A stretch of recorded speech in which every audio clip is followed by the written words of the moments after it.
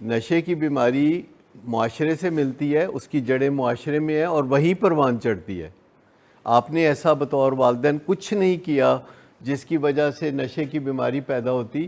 اس کی جڑیں معاشرے میں ہوتی ہیں، جہاں ڈرنکنگ ہے، جہاں ڈرگنگ ہے، اور معاشرے سے ہی یہ پروان چڑھتی ہے جہاں انویٹیشنز آتی ہیں ملنے جلنے کی، سوشلائز کرنے کی ڈرگز کے ساتھ۔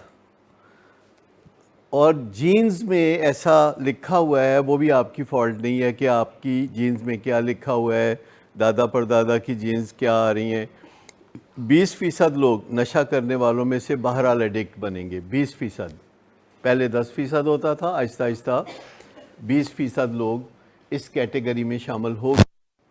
لیکن آپ کے ذہن میں ابھی بھی یہی تھا نا کہ ہم کوئی دیوالیہ ہیں، ڈیفالٹر ہیں جن کو ہر بات ماننی ہے IMF کی۔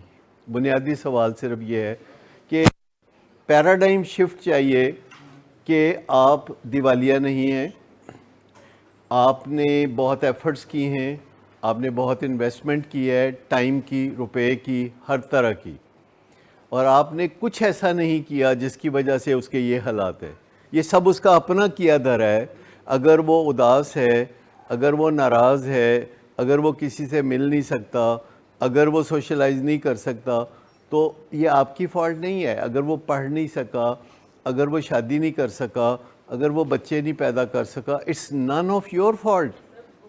ہم نے لین دین کرنا ہے، جہاں دین ہے وہاں دین ہے، جہاں لین ہے وہاں لین ہے۔